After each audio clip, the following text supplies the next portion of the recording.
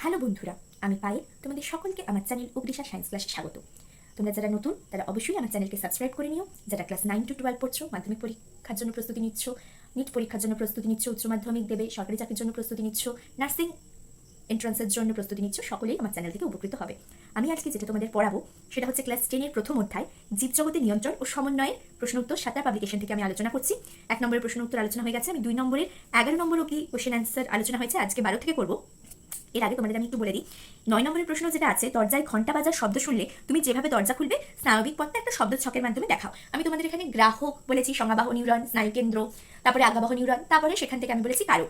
এইটার আগে, গ্রাহকের আগে আমি তোমাদের সেন্টেন্সে যখন লিখতে বলেছি তখন বলেছিলাম যে কানটা দরজার আওয়াজটা শোনার পর কলিং বেলে সেই উদ্দীপনাটা গ্রহণ করছে, তারপরে যে কারক যেই কাজটা করছে তারপরে হাত দিয়ে কাজটা খুলছে। সেন্টেন্সে বলেছিলাম, কিন্তু এটা ছকটা তোমরা যখন লিখবে গ্রাহকের আগে উদ্দীপনাটা লিখে নিও আর একদম কারকের পরে সারা প্রদানটা লিখে নিও ছকের মধ্যে, তাহলে সেটা এখানে আছে দেখো তোমাদের। তাহলে এটা একটা কি তোমাদের কমপ্লিট অ্যান্সার হবে।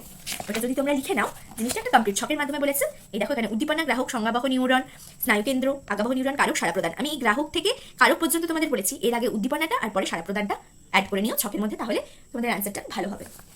ঠিক আছে, চলো এবার শুরু করি আজকে 12 নম্বর প্রশ্ন থেকে। অ্যাড্রিনালিনকে সংকটকালীন হরমোন বলা হয় কেন? তাহলে এটাও বই তোমাদের আছে, আমি দেখিয়ে দিচ্ছি কোথা থেকে লিখবে। তাহলে বলে দিই প্রথমে, অ্যাড্রিনালিনকে কেন সংকটকালীন হরমোন বলা হয় না, অ্যাড্রিনালিনটা সবসময় আমাদের দেহে কিন্তু ক্ষরিত হয় না। যখন প্রয়োজন হয়, যখন মানুষ ভয় পায়, ঠিক আছে, বা রাগ হয়, এই সময় জরুরিকালে, ঠিক আছে, আপদকালে অ্যাড্রিনালিন ক্ষরণটা বেড়ে যায়। আবার যখন জরুরিকালীন অবস্থাটা কেটে যায়, অ্যাড্রিনালিন ক্ষরণটা আবার কমে যাচ্ছে। সেজন্য একে জরুরিকালীন হরমোন বা সংকটকালীন হরমোন বলা হয়। এখানে তোমাদের দেওয়া আছে জরুরিকালীন বা সংকটকালীন হরমোন কেন বলা হচ্ছে। এমার্জেন্সি হরমোন ভালোভাবে দেওয়া আছে, এই কোশ্চেনটা লিখবে, তোমরা 2 নম্বর পেয়ে যাবে। ঠিক, এবারে দেখো কি বলেছে, 13টা টেস্টোস্টেরনের দুটি কাজ উল্লেখ করো। টেস্টোস্টেরনটা কি লিখে নেবে। টেস্টোস্টেরনটা হচ্ছে একটা পুরুষ হরমোন যেটা শুক্রাশয় থেকে বেরোচ্ছে, টেস্টোস্টেরনকে লোকাল হরমোন বলে।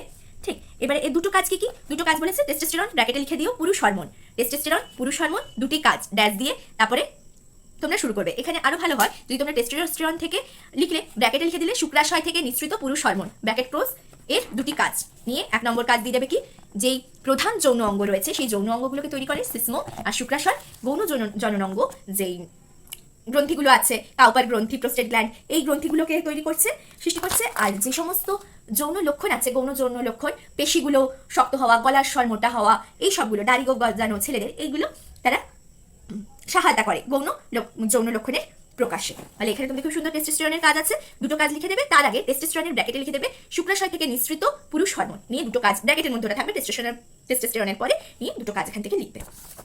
ঠিক, এবার দেখো কি বলেছে 14 নম্বর প্রশ্ন।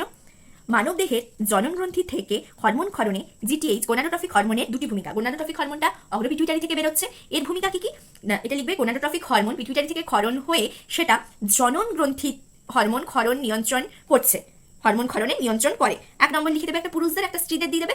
এফএসএইচ ক্ষরণে সহায়তা করছে। এফএসএইচ মানে ফলিকল স্টিমুলেটিং হরমোন, স্ত্রী দেহে ডিম্বাশয়ের ফলিকল যেগুলো রয়েছে, ফলিকলের আয়তন বৃদ্ধি করে, সেখান থেকে ইস্ট্রোজেনটাকে বেরোতে সাহায্য করে। আর পুরুষদের ক্ষেত্রে দিয়ে দিতে পারো ICSH interstitial sell stimulating hormone, যেখান থেকে টেস্টোস্টেরন হরমোন বেরোচ্ছে। তাহলে এটাও খুব সুন্দর আছে তোমাদের, ওইভাবে লিখে দিও। এই যেখানে আছে গোনাডোট্রফিক হরমোন, গোনাডোট্রফিক হরমোন দুটো কাজ বলেছে, একটা ফলিকল স্টিমুলেটিং হরমোন দিয়ে দেবে স্ত্রীদের ক্ষেত্রে ইস্ট্রোজেন, আর একটা দিয়ে দিও ইন্টারস্টিশিয়াল সেল স্টিমুলেটিং হরমোন, যেটা পুরুষদের ক্ষেত্রে টেস্টোস্টেরন হরমোনের নিঃসরণ ঘটাতে সাহায্য করছে। দুটো বলেছে, একটা স্ত্রীদের দিও একটা পুরুষের দিয়ে দিও। আর যেটা প্রোল্যাকটিন বা লিউটোট্রফিক হরমোন, ওটা মাতৃদেহে দুগ্ধক্ষরণে সহায়তা করে, আর প্রোজেস্টেরনে সহায়তা করছে লিউটিনাইজিং হরমোন যেটা রয়েছে। তো তোমাদের দুটো যেহেতু বলেছে, একটা এফএসএইচ দেবে আর একটা মানে স্ত্রীদের একটা দিও হরমোন, একটা পুরুষের দিও। ঠিক, তাহলে সেটা ভালো হবে। দুটো স্ত্রীদেরও দিতে পারো, কিন্তু একটা স্ত্রী একটা পুরুষ দিলে সেটা ভালো লাগবে এক্সাম্পলটা। মানব দেহের জননাঙ্গ, কারণ জননাঙ্গ স্ত্রী পুরুষ দুটো একটা একটা করে এক্সাম্পল দিলে সেটা ভালো হবে। বহিঃক্ষরা ও অন্তঃক্ষরা গ্রন্থির দুটি পার্থক্য দেখাও। এখানে বহিঃক্ষরা অন্তঃক্ষরা গ্রন্থির পার্থক্য যখন বলেছে, তাহলে 1 নম্বর লিখবে নালী যেটা, সেটা বহিঃক্ষরা বহিঃক্ষরা গ্রন্থিতে নালী দেখতে পাওয়া যায়, অন্তঃক্ষরা গ্রন্থিতে নালী দেখতে পাওয়া যায় না। অন্তঃক্ষরা গ্রন্থি যেটা রয়েছে যেখান থেকে উৎপত্তি হয় সেখান থেকে দূরে গিয়ে কাজ করছে, কিন্তু বহিঃক্ষরা গ্রন্থি যেটা রয়েছে নালীর মাধ্যমে গিয়ে দূরেও কাজ করে, আবার উৎপত্তি স্থলেও কাজ করতে পারে। তারপরে খরিত পদার্থ, অন্তঃক্ষরা থেকে হরমোন হয়, বহিঃক্ষরা থেকে তোমার অগ্নাশয় রস, আন্তরিক রস, লালা রস, এই সমস্ত খরিত হচ্ছে। পার্থক্য খুব সুন্দরভাবে দেওয়া আছে, দুটো বলেছে, দুটো লিখে নেবে। নেক্সট কোয়েশ্চেন কি বলেছে, স্নায়ু সন্নিধি কাকে বলে? স্নায়ু সন্নিধি যেটা মানে সাইন্যাপস, যেটা দুটো নিউরনের যে মধ্যবর্তী অংশ সেটাকে বলা হয় স্নায়ু সন্নিধি। মানে একটা নিউরনের অ্যাকশন শেষ হচ্ছে, অপর নিউরনের ডেনড্রান শুরু হচ্ছে, তার মধ্যেখানের যে ফাঁকা অংশ সেটাকে স্নায়ু সন্নিধি বলা হয়। এটাও খুব সুন্দরভাবে তোমাদের দেওয়া আছে স্নায়ু সন্নিধি। এই যে সাইন্যাপস কাকে বলছে, ঠিক আছে। নেক্সট কোয়েশ্চেন কি বলেছে দেখো 17টা, লঘু মস্তিষ্কের কাজ কি? এটা তোমরা অবশ্যই লিখে নেবে। লঘু মস্তিষ্ক ব্র্যাকেটে পশ্চাৎ মস্তিষ্ক ড্যাশ দিয়ে মেটেনসেফালনের অংশ ড্যাশ ক্লোজ, কাজ হলো 1 নম্বর ভারসাম্যটাকে রক্ষা করে দেখে, 2 নম্বর প্রত্যাবর্তী স্নায়ুকেন্দ্র হিসেবেও কাজ করে। এটাও খুব ভালোভাবে আছে, এই দেখো দেওয়া, এই যে লঘু মস্তিষ্ক, দুটো কাজ আছে। ব্র্যাকেটে শুধু কি লিখে নিও, লঘু মস্তিষ্ক ব্র্যাকেটে পশ্চাৎ মস্তিষ্কের অংশ মেসেনসেফালনের, ঠিক ব্র্যাকেটে লিখে দিলে সেটা লঘু মস্তিষ্কের অবস্থানটা দিয়ে দিলে সেটা আরো ভালো হবে তোমাদের অ্যান্সারটা। এবার বলেছে 18 নম্বর, মায়োপিয়া কাকে বলে? মায়োপিয়া এটা বলবে এক ধরনের চোখের ত্রুটি, যেখানে কি হয় দূরের দৃষ্টিটা ব্যাহত হয়, কাছের দৃষ্টিটা খুব মানে ঠিক থাকে, এটাকেই বলা হয় মায়োপিয়া, যেখানে অবতল লেন্স ব্যবহার করা হয়। এটাও তোমাদের চোখের ত্রুটিতে খুব সুন্দরভাবেই দেওয়া আছে, মায়োপিয়া, হাইপারমেট্রোপিয়া, ক্যাটারাক্ট, দৃষ্টির ত্রুটি, ঠিক মায়োপিয়া দেওয়া রয়েছে, যেটাকে আমরা নিকট দৃষ্টি বলবো, দূরের দৃষ্টিটা ব্যাহত হচ্ছে, এখানে লিখে দেবে অবশ্যই কাকে বলে, অবতল লেন্স ব্যবহার করা হয়, ঠিক এটাও লিখবে। আর এখানে কি হয় না, চক্ষুগোলকের ব্যাস স্বাভাবিকের তুলনায় বেশি হয়ে যায়, বস্তুর প্রতিবিম্বটা রেটিনার সামনে পড়ে, ঠিক পুরোটাই লিখবে 2 নম্বরের জন্য। আর মায়োপিয়া কাকে বলে অবশ্যই লিখে দেবে, এই দৃষ্টি সংশোধন, এই ত্রুটি সংশোধনের জন্য আমরা অবতল লেন্স ব্যবহার করি, অবতল লেন্সের চশমা আর কি। 19টা কি বলেছে, ক্যাটারাক্ট কাকে বলছে? ক্যাটারাক্ট যেটা চোখের ছানি, একটা বয়সের পর যে অস্বচ্ছ দেখতে পাওয়া যায়, সেটাই হচ্ছে ক্যাটারাক্ট, যেটাকে আমরা চশমার মাধ্যমে অপারেশন করতে হয় বা চশমার মাধ্যমেও ঠিক হয়, উত্তল লেন্সযুক্ত চশমা। এই যে ক্যাটারাক্ট এখানে খুব সুন্দর আছে, বেশি বয়স্ক লোকেদেরই এটা হয়, একটা সম্পূর্ণভাবে অস্বচ্ছ হয়ে যায়, ঠিক আছে লেন্স, যার ফলে দৃষ্টিশক্তি ব্যাহত হয় এবং সম্পূর্ণ অন্ধ হয়ে যেতে পারে। এটা কিভাবে সার্জারি করে, লেন্স সার্জারি করে নিতে হয়, অন্য লেন্স সরিয়ে দেওয়া হয়, তারপরে হাই পাওয়ারের উত্তল লেন্সের চশমা ব্যবহার করতে দেওয়া হচ্ছে। এতদূর লিখলেই হয়েছে ক্যাটারাক্ট কাকে বলছে, চোখের ছানি পড়া। নেক্সট কোয়েশ্চেন কি দিয়েছে দেখো, চোখে কোন কোন দৃষ্টিজনিত ত্রুটি সংশোধনের জন্য অবতল ও উত্তল লেন্স যুক্ত চশমা ব্যবহার করা হয়? তাহলে অবতল লেন্স ব্যবহার করবো আমরা মায়োপিয়ার জন্য, উত্তল লেন্স ব্যবহার করবো হাইপারমেট্রোপিয়ার জন্য, বা নয় এবং ক্যাটারাক্টের জন্য। এখানে দেওয়া আছে অবতল লেন্স ব্যবহার করা হয় মায়োপিয়ার জন্য, অবতল লেন্স, উত্তল লেন্স ব্যবহার করবো হাইপারমেট্রোপিয়া এবং ক্যাটারাক্টের জন্য। দুটোই লিখবে, মানে 3টাই লিখবে, উত্তল লেন্সের 2টো, অবতলের 1টা।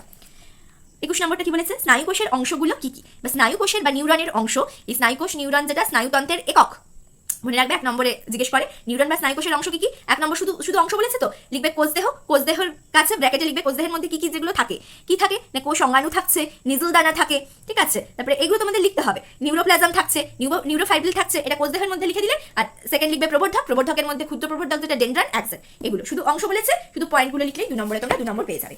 স্নায়ুকোষের অংশ বলেছে, এরকম ভাবে লিখবে না, দেখিয়ে দিই আমি, তোমাদের বইয়েই আছে এটা স্নায়ুকোষের অংশ।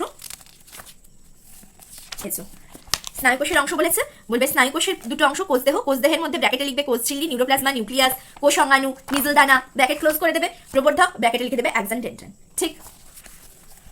এবার দেখো কি বলেছে, প্রতিবর্তক ক্রিয়া কাকে বলে? প্রতিবর্তক ক্রিয়া হচ্ছে এটা যখন কোনো উদ্দীপকের প্রভাবে একটা প্রতিক্রিয়া তাৎক্ষণিক আর অনৈচ্ছিক, যেমন উদাহরণ কি, গরম জলে হাত দিলে তৎক্ষণাৎ হাত সরিয়ে দেওয়া, তো এই জিনিসটা তো আমরা আগে থেকে জানি না, জিনিসটা গরম, হাত দিলে তবে তো বুঝবো, তাহলে এটা একটা তাৎক্ষণিক এবং অনৈচ্ছিক প্রতিক্রিয়া, এটাকেই আমরা বলবো প্রতিবর্তক ক্রিয়া। তো প্রতিবর্তক ক্রিয়াতে অবশ্যই কাকে বলে লিখে তার একটা উদাহরণ তোমরা দিয়ে দিও, যে কোনো একটা, বা চোখে আলো পড়লে চোখ বন্ধ করে নেওয়া, এখানে দেওয়া আছে প্রতিবর্তক ক্রিয়া কাকে বলে, আর সেখানে একটা উদাহরণ দিয়ে দেবে, তাহলেই হবে 2 নম্বরে। এবারে 3 নম্বর লাস্ট প্রশ্ন কি বলেছে, 23টা, মাইলিন আবরণীর একটা কাজ লেখো। মাইলিন আবরণী কোথায় দেখতে পাওয়া যায়? প্রবর্ধকের মধ্যে অ্যাকশন যেটা রয়েছে, বড় প্রবর্ধক, তার মধ্যে মাইলিন আবরণী দেখতে পাওয়া যায়। এর কাজ কি? এর কাজটা একটু তোমরা লিখে নাও, কাজটা আমি ঠিক ভালোভাবে বইয়ে দেখতে পেলাম না তোমাদের, সেটা একটা লিখবে, মায়োলিন আবরণীর কাজ, মাইলিন আবরণীর কাজ 1 নম্বর দেবে। এটা হচ্ছে মাইলিন আবরণী যেটা, সেটা ইনসুলেটর হিসেবে কাজ করে, ইনসুলেটর মানে অন্তরক হিসেবে কাজ করে, প্রত্যেকটা জিনিস আমি পয়েন্ট করে দিচ্ছি, তোমাদের মনে থাকবে যাতে একটা সেন্টেন্সে লিখতে পারো। অন্তরক হিসেবে কাজ করে, অ্যাকশনের রক্ষাতে সহায়তা করে, অ্যাকশনের রক্ষাতে সাহায্য করে, মানে যেই কোষীয় ম্যাট্রিক্স, কোষীয় ধাত্র আছে, তার থেকে অ্যাকশনকে রক্ষা করছে। আর কি করে মাইলিন সিদের কাজ? মাইলিন সিদের মধ্যে দিয়ে কি হয় না, ইলেকট্রিক ইম্পালস বা বৈদ্যুতিক আবেগ প্রবাহিত হয় অ্যাকশনের মধ্য দিয়ে বা অ্যাকশন বরাবর মায়োলিন আবরণী বা মাইলিন সিদের মাধ্যমে, ঠিক আছে।